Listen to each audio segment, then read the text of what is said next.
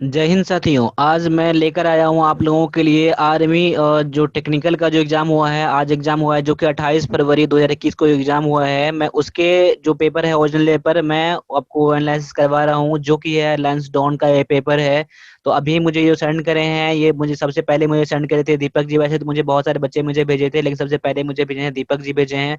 और मैं ये उसके इसमें से 25 क्वेश्चन लेकर आ रहा हूँ। इसके जस्ट बाद इसमें दूसरा आएगा, 25 क्वेश्चन का आएगा। तो अपने आप चेक कर लें कि उसमें से आपने कितना करा है इसमें से आपने। और साथ में आप ये भी देख लें कि इसमें से कितना आपका जो स्कोर रहेगा, शेप रहेगा, जो आपने जिसमें कितना करा है आपने।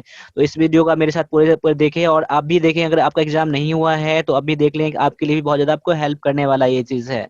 तो देखिए, अभी जो मेरे पास क्वेश्चन दिखेगा, अभी देखिए पेपर ऐसा दिख रहा है, लेकिन इसमें ऐसे अगर मैं करवा देता आपको तो अच्छा तो होता नहीं। तो मैंने कहा था कि इसको आप अच्छे से क्लियर करो, तभी उतना ज्यादा क्लियर नहीं आया। तो मैं इसको क्या कर रहा हूँ, थोड़ा टाइप करने में मुझे टाइम लग गया, इसलिए मैं आपको पेपर लेट से लेकर आया हूँ। ठीक है, तो इस पेपर को एनालिसिस करें आप, और चाहिए इसको देखिए आपने कितना इसमें आपका बन रहा है इसमें। ठीक है, तो चलिए स्टार्ट कर लेते हैं आज का। ये देखिए, सबसे पहले देखिए आपका जो पेपर ओरिजिनल है, देखिए यहाँ पे दीपक जी मुझे सेंड करे हैं, व्हाट्सएप में सेंड करे हैं। देखिए उसमें से कितना करा है दीपक जी ने, 36 क्वेश्चन उसने करे हैं उसने। ठीक है, देखिए उसमें से बोल रहा है क्या इसमें से मेरा हो जाएगा, तो मैं बताऊंगा आपको। ठीक है, जब मैं क्वेश्चन 50 क्वेश्चन कंप्लीट कर लूंगा तो आप ये देख लेना कि इसमें से कितना है। ठीक है, चलो मैं पहला क्वेश्चन की तरफ लेके चलता हूँ आज का। जो है, ये है भारत के संविधान के अनुच्छेद 356 में क्या प्रावधान है। देखिए क्वेश्चन जो है मैंने हिंदी और इंग्लिश दोनों में मैंने टाइप कर दिया यहाँ पर, लेकिन मैं पढ़ूंगा अभी हिंदी में ही पढ़ूंगा। और जो इंग्लिश वाले बच्चे हैं, इंग्लिश का क्वेश्चन आप यहाँ देख सकते हो, तब तो देख सकते हो। देखिए क्वेश्चन क्या था, what is the provision in article 356 of Indian constitution. देखिए तो पहला ऑप्शन आपके पास जो है, पिछड़े वर्ग के आरक्षण में नौकरी हेतु। दूसरा कह रहा है राज्यों में राष्ट्रपति शासन लागू करने हेतु। तीसरा कह रहा है धार्मिक स्मारक के संरक्षण हेतु।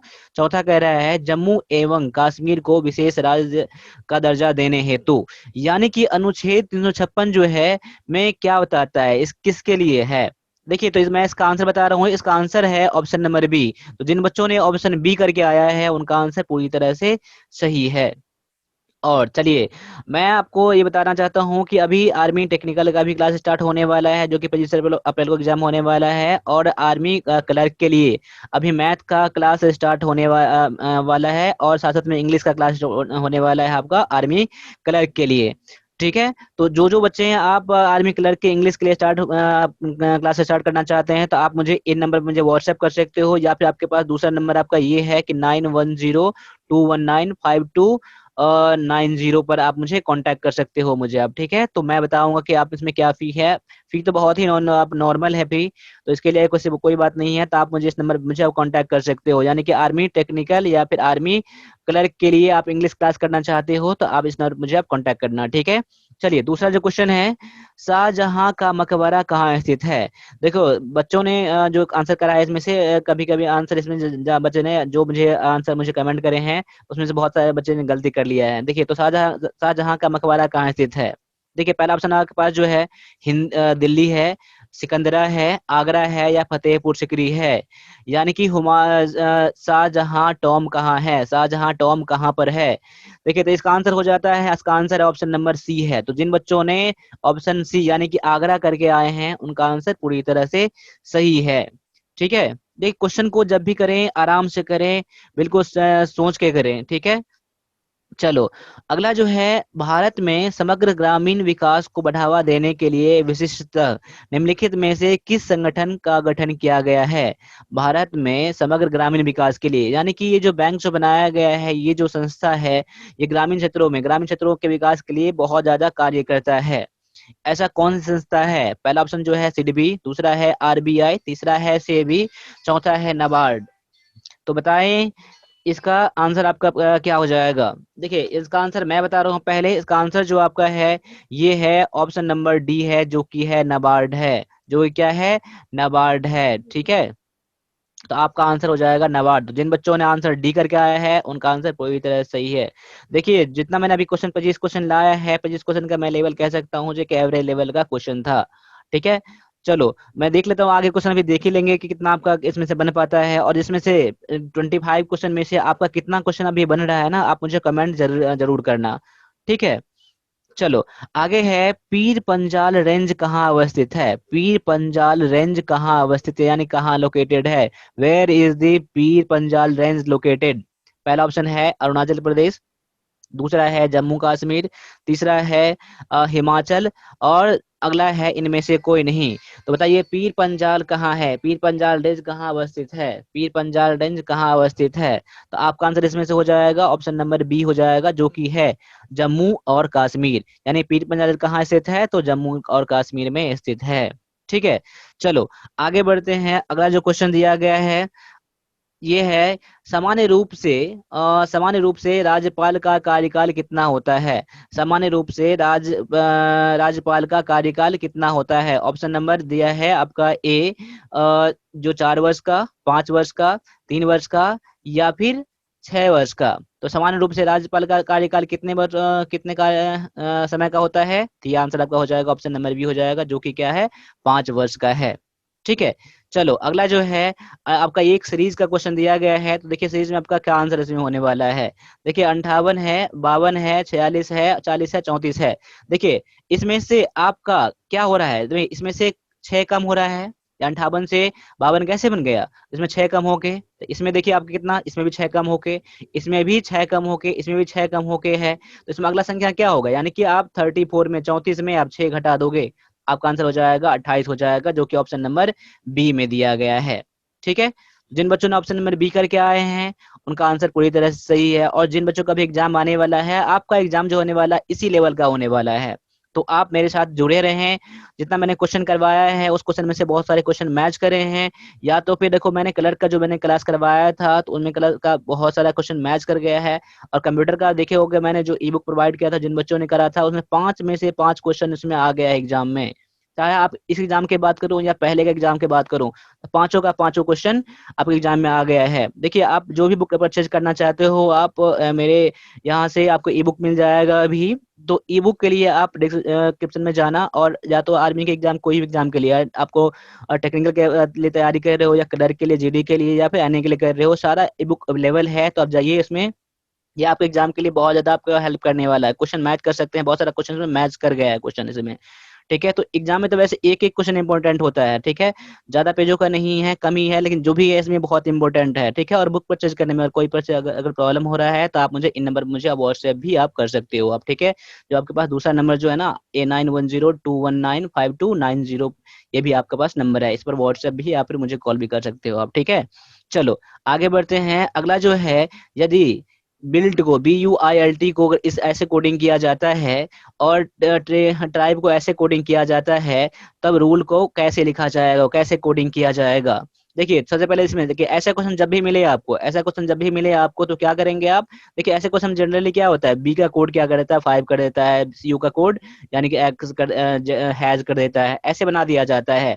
तो इसको पहचानने के लिए क्या तरीका है, देखो BUILT है, और टी इसमें से मैच कर, इसमें भी टी है, इसमें भी आई है। देखो इसमें टी का कोडिंग क्या दिया गया, एट द रेट करके दिया है ना, इसमें टी का कोडिंग करके क्या दिया है, यहाँ पर देखो, यहाँ पर एट द रेट यहाँ होना चाहिए था, यहाँ पर एट द रेट है, यहाँ पर है एट द रेट करके है। ठीक है, एट द रेट कर लो, तो यहाँ एट द रेट करोगे ना, तो फिर यहाँ भी आपको एट द रेट करना पड़ेगा, या फिर कॉपीराइट यहाँ करोगे तो कॉपीराइट यहाँ करना पड़ेगा। ठीक है, क्योंकि मैंने यहाँ पर टाइपिंग में थोड़ा मिस्टेक कर दिया है, तो इस क्वेश्चन को थोड़ा गौर से देखिएगा अभी।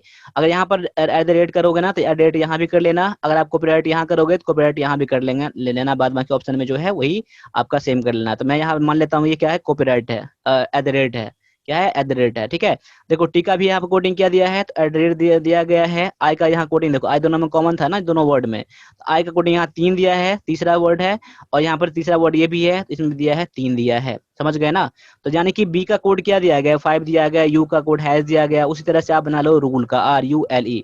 तो आर कहाँ है, आर तो इसमें है ना, तो आर देखिए दूसरा वर्ड है, दूसरा लेटर है, दूसरा लेटर का 9 दिया गया ना, तो 9 ले लो इसमें से। यू इसमें दिया गया ना, दूसरा यू दिया है, दूसरा आपका हैज है, तो 9 हैज वाला आपका आंसर हो जाएगा, जो कि 9 हैज वाला आपका आंसर ये हो रहा है।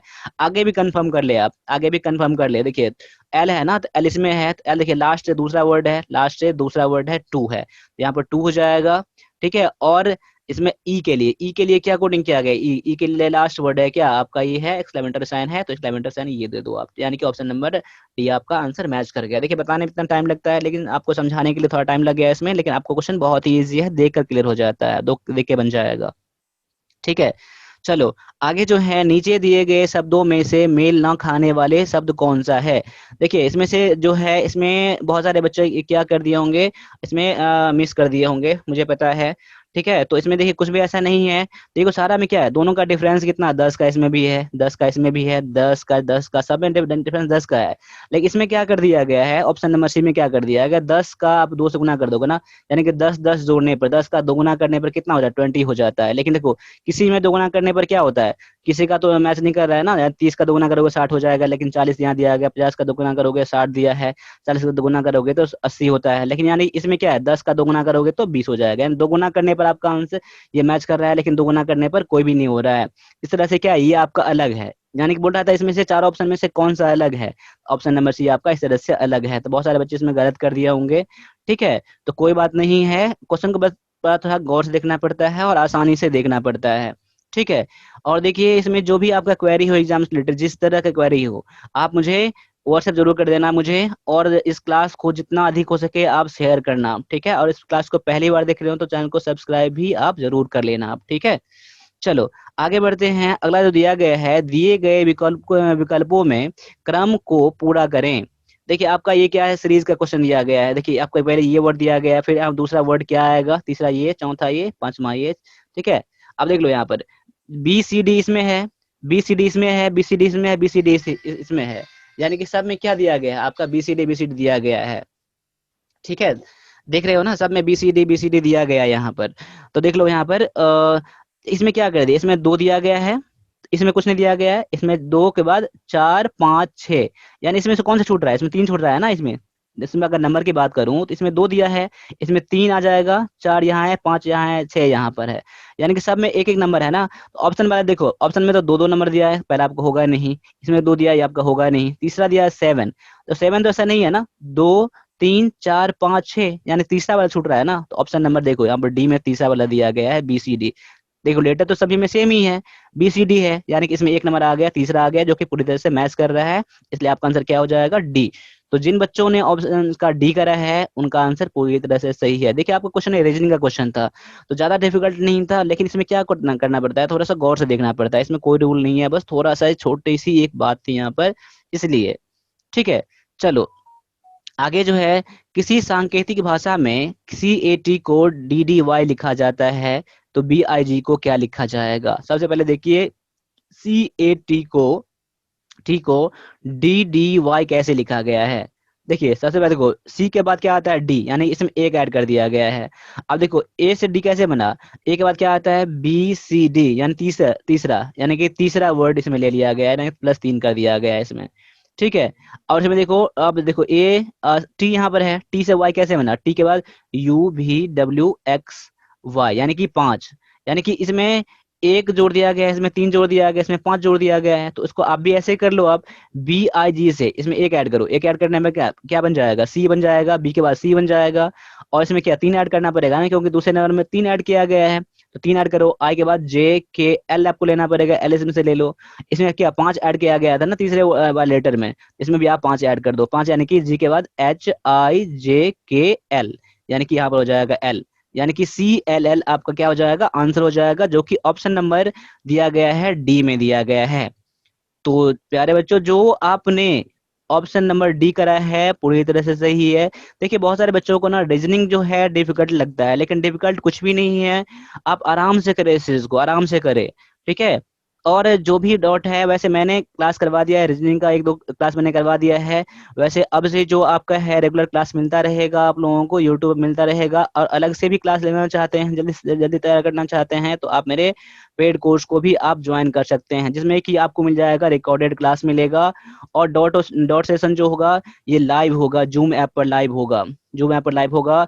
मैं आपको टाइम दे दूंगा आपको, यानी कि सप्ताह में 4 दिनों का, उस क्लास में आप जितना भी डाउट रहेगा क्लास रिलेटेड आप मुझे कर सकते हो।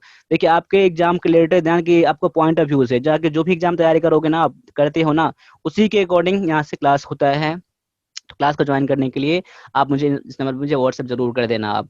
ठीक है, चलो आगे जो है, एक वस्तु को निश्चित दूरी से गिराया जाता है जब वह आधी दूरी पर होता है तो उसमें होती है, यानी क्या होता है, जब वस्तु आधी दूरी पर होता है तो क्या होता है उसमें, गतिज और स्थितिज ऊर्जा दोनों होता है, या सिर्फ स्थितिज ऊर्जा होता है, या सिर्फ गतिज ऊर्जा होता है, या शून्य ऊर्जा होता है। क्या होता है, जब वस्तु को किसी स्थान से निश्चित स्थान से गिराया जाता है, जब वस्तु आधी दूरी पर होता है तो क्या होता है, वो उसमें क्या होता है, गतिज ऊर्जा भी होता है और स्थितिज ऊर्जा भी होता है, यानी कि पहला ऑप्शन आपका सही है। तो जिन बच्चों ने ऑप्शन नंबर ए करके आए हैं उनका आंसर पूरी तरह से सही है। ठीक है, चलो आगे बढ़ते हैं। अगला जो क्वेश्चन दिया गया है, तापमान बढ़ने पर किसी द्रव्य का पृष्ठ तनाव क्या होता है, क्या होता है उसमें, अगर तापमान बढ़ने पर किसी द्रव्य का पृष्ठ तनाव में क्या होता है, तो ऑप्शन जो आपका पहला है, कुछ असर नहीं पड़ेगा, इसमें कोई चेंजिंग नहीं होगा। दूसरा में दिया गया है बढ़ता है उसका पृष्ठ तनाव, तीसरा दिया है घटता है, चौथा दिया है फैल जाता है। तो देख लीजिए आपका इसमें आंसर क्या हो रहा है, आप मैच कर लीजिए, अपना आंसर से मैच कर लीजिए कि इसमें से आपका आंसर क्या हो रहा है। देखिए क्या होता है, उसके पृष्ठ में घट जाता है, क्या होता है, घटता है, यानी ऑप्शन नंबर सी आपका आंसर है। चलिए बढ़ते हैं अगले क्वेश्चन की तरफ। अगला जो क्वेश्चन कह रहा है, आंख का वह भाग जो किसी वस्तु का प्रतिबिंब को प्रकट करता है उसे कहते हैं, यानी आंख का वह कौन सा भाग है जो वस्तु का प्रतिबिंब प्रकट करता है, कौन सा है। पहला ऑप्शन जो है कॉर्निया, दूसरा है प्यूपिल, तीसरा है आइरिस, चौथा है रेटिना। तो देखिए आपका आंसर इसमें से क्या हो रहा है, मैच करिए मेरे से। देखिए मैं आपका इसका आंसर दे रहा हूँ, ऑप्शन नंबर डी दे रहा हूँ, जो कि है रेटिना है। तो जिन बच्चों ने आंसर डी करा है यानी कि रेटिना करा है, उनका आंसर पूरी तरह से सही है। ठीक है, देखिए आपका एग्जाम जो आने वाला है, आपका एग्जाम इसी लेवल का एग्जाम आएगा, और आपके एग्जाम के लिए मैं जितना हो सकता है मैं बेस्ट पॉइंट टू पॉइंट मैं लेकर आऊंगा आपके लिए। साइंस का जितना भी है, फिजिक्स केमिस्ट्री है, मैं लेकर आ रहा हूँ। तो आप मेरे चैनल को सब्सक्राइब कर ले, और जितना अधिक शेयर करोगे ना, तो हम लोगों का उतना मोटिवेशन बढ़ता है, और हम लोग अधिक से अधिक टाइम दे पाएंगे, यूट्यूब पर दे पाएंगे। तो आप जितना अधिक हो सके बच्चों से शेयर करिए, इसको सब्सक्राइब करवाए, चैनल को सबसे बेस्ट बनाइए आप। ठीक है, और आर्मी के किसी भी एग्जाम के लिए तैयारी करते हो, तो आप अगर आदमी का टेक्निकल की तैयारी करते हो तो आप बहुत अच्छी बात है जो अभी आपको क्लास मिल रहा है। अन्य आर्मी के आपको जेडी है या फिर क्लर्क का आपको कोई फ्रेंड है, तो आप इस चैनल का नाम आप प्रमोट कर सकते हो, कह सकते हो आप कि यहाँ आके आप पढ़ सकते हो, या फिर पेड कोर्स लेने के लिए आप उसे आप कह सकते हो आप। ठीक है, चलो आगे है। एक रोगी का तापमान 40 डिग्री सेल्सियस है, तथा उसका तापमान फ़ारेनहाइट में क्या होगा, डिग्री फ़ारेनहाइट में क्या होगा। देखिए पहला ऑप्शन जो यहाँ पर एफ यहाँ आना चाहिए, यानी कि फ़ारेनहाइट आना चाहिए। ठीक है, पहला दिया 100 degree Celsius Fahrenheit, 104 degree Fahrenheit, 96 degree Fahrenheit, 72 degree Fahrenheit. समझ लीजिए, देखिए 40 डिग्री सेल्सियस है, इसको जब फ़ारेनहाइट में बदलेंगे ना, तो इसके लिए एक फॉर्मूला आप याद कर लीजिए। देखिए फॉर्मूला क्या होता है इसका, 0 डिग्री सेल्सियस इंटू में 9/5 प्लस 32। आप इतना कर देंगे ना, तो ये क्या किसमें बदल जाएगा, तो फ़ारेनहाइट में बदल जाएगा। देखिए इस क्वेश्चन को मैंने कई बार मैंने क्लास में बता दिया है, इस क्वेश्चन को देखेंगे ना पिछला क्लास, तो कई बार मैंने बता दिया है, और एग्जाम में कई बार ये पूछा भी गया है। इसको आप तो याद ही कर ले। डिग्री सेल्सियस को क्या करेंगे, फ़ारेनहाइट में बदलने के लिए 9/5 करेंगे, प्लस 32 कर देंगे आप। ठीक है, देखो डिग्री सेल्सियस कितना दिया था, 40 दिया था ना, 40 गुना में 9/5 कर दो, और प्लस में 32 कर दो, यानी क्या 5 अट्ठे 40, 8 यानी कि 9 अट्ठे 72 और प्लस 32, यानी कि 72 प्लस 32 कर दोगे तो कितना हो जाएगा, 104 हो जाएगा, जो कि ऑप्शन नंबर बी में दिया गया है आपका। ठीक है, तो जिन बच्चों ने ऑप्शन नंबर बी करा है उनका आंसर पूरी तरह से सही है। तो देखिए आपका यहाँ पर अमाउंट चेंज हो जाएगा, लेकिन आपका फॉर्मूला तो सेम ही रहेगा ना। कभी कभी क्या कर देगा, तो डिग्री फ़ारेनहाइट यहाँ दे देगा, तो बोलेगा इसको सेल्सियस में बदलने के लिए कह देगा। तो इसके लिए फॉर्मूला क्या यूज करोगे, इसी को आप उल्टा कर दोगे, यानी कि डिग्री फ़ारेनहाइट माइनस में आप 32 कर दोगे, यहाँ प्लस में था ना, यहाँ पर माइनस में 32 कर दोगे, यहाँ पर 5/9 कर दोगे, तो आपका आंसर किस में आ जाएगा, डिग्री सेल्सियस में जो आएगा आंसर वो क्या होगा, डिग्री सेल्सियस में होगा। ठीक है, तो आपके लिए बहुत ही ज्यादा वीवीआई है, बहुत ही ज्यादा वीवीआई आपका फॉर्मूला है आपको। ठीक है, जनरल साइंस के लिए, फिजिक्स के लिए। ठीक है, चलो आगे बढ़ते हैं। अगला जो क्वेश्चन कह रहा है, किसी द्रव्य के कथनांक को कैसे बढ़ाया जाता है, किसी द्रव्य के कथनांक को कैसे बढ़ाया जाता है। पहला ऑप्शन दिया गया है दाब घटाकर, दूसरा दिया है तापमान बढ़ाकर, तीसरा दिया गया है तापमान घटाकर, चौथा दिया गया है दाब बढ़ाकर। तो बताइए किसी द्रव्य के कथनांक को कैसे बढ़ाया जाता है, कैसे बढ़ाया जाता है। देखिए कैसे बढ़ाते हैं उसको, तो उसको में दाब को बढ़ाकर, यानी कि increasing pressure, increasing by increasing pressure, यानी ऑप्शन नंबर डी आपका आंसर है। ठीक है। देखिए क्लास ज्यादा बड़ा ना हो, ज्यादा बोरिंग ना हो, इसलिए मैंने आपको पच्चीस क्वेश्चन ही मैंने रखा है इसमें, इसलिए ठीक है। चलो आगे बढ़ते हैं। अगला जो क्वेश्चन दिया गया है, फ्यूज वायर यानी कि तार का गलनांक, फ्यूज वायर का गलनांक क्या होना चाहिए? क्या सामान्य होना चाहिए, या फिर कम होना चाहिए, अधिक होना चाहिए, या अनंत होना चाहिए? उसमें गलनांक यानी कि मेल्टिंग पॉइंट क्या होना चाहिए? अगर मान लो वायर में फ्यूज जो होता है ना, उसमें क्या होना चाहिए? उसमें गलनांक कम होना चाहिए। क्या होना चाहिए? कम होना चाहिए। यानी ऑप्शन नंबर बी आपका आंसर पूरी तरह से सही है। चलो आगे बढ़ते हैं। अगला जो क्वेश्चन दिया गया है, बल, द्रव्यमान तथा त्वरण के संबंधी समीकरण क्या है? देखिए पहला ऑप्शन दिया गया है M A equal to F, M A equal to I one one upon F, A equal to M F, M equal to A F. देखिए इसमें से आपका आंसर कौन सा हो जाएगा? आपका आंसर हो जाएगा ए हो जाएगा, जो कि क्या है? मास, एक्सेलरेशन एंड फोर्स दिया गया है। ठीक है। चलो आगे बढ़ते हैं। अगला जो क्वेश्चन दिया गया है, ऊर्जा का एसआई मात्रक क्या है? ऊर्जा का एसआई मात्रक क्या है? पहला ऑप्शन दिया गया है जूल, दूसरा दिया गया है वॉट, तीसरा है न्यूटन, चौथा दिया गया है इनमें से कोई नहीं। तो ऊर्जा का जो एसआई मात्रक होता है वो क्या होता है? ऑप्शन नंबर ए होता है, जो कि दिया गया है जूल दिया गया है, जूल दिया गया है। ठीक है। तो जिन बच्चों ने ऑप्शन नंबर ए करा है उनका आंसर पूरी तरह से सही है, और ये क्वेश्चन तो बहुत सारे बच्चे ही किए होंगे, ये आपका बहुत ही बेसिक क्वेश्चन है। ठीक है। चलो आगे बढ़ते हैं। अगला क्वेश्चन है, एक हर्ट्ज, हर्ट की इकाई क्या है? यानी कि हर्ट की इकाई क्या है? हर्ट किसकी इकाई है? सॉरी माफ माफ कीजिए, हर्ट जो है क्या है, क्या किसकी इकाई है? देखिए दाब है, या वोल्ट की संख्या है, यानी कि विद्युत धारा है, या आवृत्ति है? तो हर्ट जो होता है किसकी इकाई होती है? यानी कि आवृत्ति की। हर्ट्ज क्या है? आवृत्ति की इकाई है। किसका है ऐसा मात्रक? क्या है? तो आवृत्ति की है। तो देखिए आपका आंसर ऑप्शन नंबर डी है। ठीक है। चलिए बढ़े अगले क्वेश्चन की तरफ। अगला जो क्वेश्चन क्या दिया गया है, सोलर कुकर में सौर ऊर्जा के संग्रहण के लिए निम्न में से किस दर्पण का प्रयोग किया जाता है? सौर ऊर्जा यानी कि सोलर कुकर, सोलर कुकर में कुकर में ऊर्जा को संग्रहण करने के लिए, ऊर्जा को संग्रहण करने के लिए कौन सा दर्पण का प्रयोग किया जाता है? पहला ऑप्शन दिया गया आधा समतल, दूसरा दिया गया है उत्तल, तीसरा दिया गया है समतल, और चौथा दिया गया है अवतल। तो देखिए आपका आंसर इसमें से क्या हो जाएगा? ऑप्शन नंबर बताइए। और इसका ऑप्शन नंबर जो है, जो कि बहुत सारे बच्चों ने क्या करा है इसमें से आंसर अलग अलग आंसर करा है, तो मैं इसको बता रहा हूँ इसका आंसर जो है, और इसका आंसर हो रहा है ऑप्शन नंबर डी हो रहा है, यानी जो कि अवतल, जो कि है कनकेव है, कमतेल अवतल दर्पण है। क्या है? अवतल दर्पण आपका आंसर है। ठीक है। चलो अगला जो क्वेश्चन दिया गया है, एक व्यक्ति अपने चश्मे के बिना अखबार नहीं पढ़ सकता, उसके कौन उसके से प्रेरित होने का संभावना है? यानी कि अगर मान लो कोई व्यक्ति अगर अखबार यानी कि पास की चीज को नहीं देख सकता है, नहीं पढ़ सकता है, तो उसमें क्या हो सकता है? कौन सा प्रॉब्लम हो सकता है? कौन सा दोषों में सो हो सकता है? पहला ऑप्शन दिया गया है दीर्घ दृष्टि, दूसरा दिया है निकट दृष्टि, तीसरा दिया है अभिमुखता, और चौथा दिया है जो जरा दूरदृष्टि। ठीक है। इसमें से कभी हो सकता है, इसमें आपका आंसर ऑप्शन में लिखने में टाइप का मिस्टेक आपका हो गया होगा। ठीक है। चलो तो इंग्लिश में आपका ये दिया गया है। देखिए तो आपका आंसर इसमें से क्या हो जाएगा? इसमें से कौन सा इसमें इसके दोष हो सकता है? देखिए इसमें से कौन सा इसमें इसका दोष है? अगर अखबार नहीं पढ़ पाता है, यानी पास की चीज को नहीं पढ़ पाता है, तो क्या है? निकट दृष्टि दोष, यानी कि मायोपिया उसे है। ठीक है।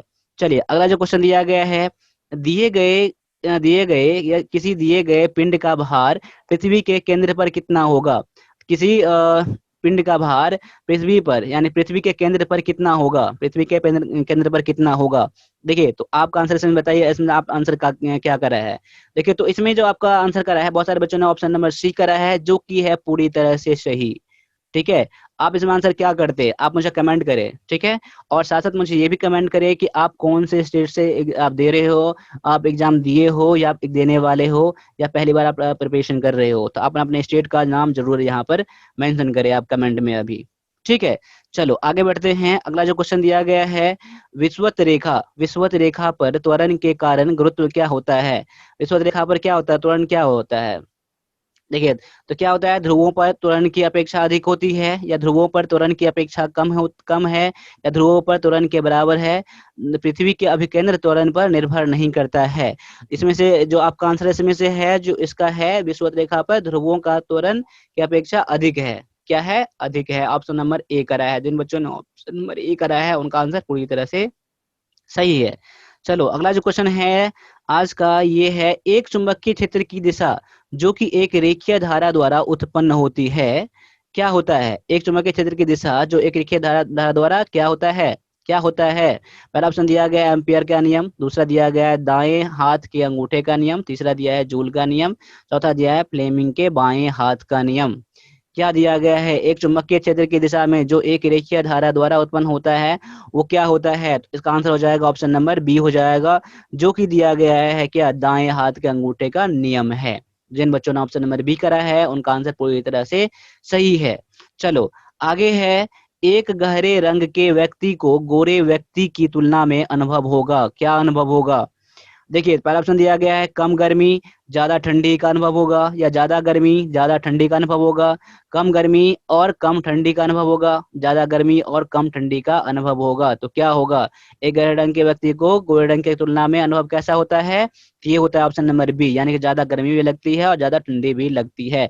ऑप्शन नंबर बी आपका आंसर है। ठीक है, तो आज मैंने 25 क्वेश्चन लाया है, मैं जस्ट इसके बाद अभी मैं लेकर आ रहा हूँ, इसके बाद 25 क्वेश्चन मैं लेके आ रहा हूँ, जो कि लैंस डाउन का ये क्वेश्चन दिया गया है। तो ठीक है, जो भी अगर आपको जो भी मैं क्वेश्चन नहीं करा पा रहा हूँ जिस स्टेट का, अगर आपके पास वो क्वेश्चन है तो आप मुझे इस नंबर मुझे व्हाट्सअप कर देना क्वेश्चन को अपने नाम के साथ, मैं आपका ठीक है आपका क्लास में नाम भी ले लूंगा और आपका उस क्वेश्चन का पेपर का एनालिसिस भी कर दूंगा मैं। ठीक है, और क्लास से रिलेटेड यानी कि पेड कोर्स से रिलेटेड आपको कोई भी अगर कोई इंक्वायरी है तो आप मुझे इस नंबर पर मुझे कांटेक्ट भी आप कर सकते हो, या फिर मुझे ई बुक जो खरीदना है मैं इसका लिंक डिस्क्रिप्शन में डाल दूंगा। अगर परचेज करने में प्रॉब्लम है तो आप मुझे इस नंबर पे या फिर मुझे 9102195290 पे आप मुझे कांटेक्ट भी कर सकते हो। ठीक है, तो आज के लिए इतना ही रहने दीजिए, जस्ट मिलते हैं अगले क्लास में। तब तक के लिए जय हिंद सभी से।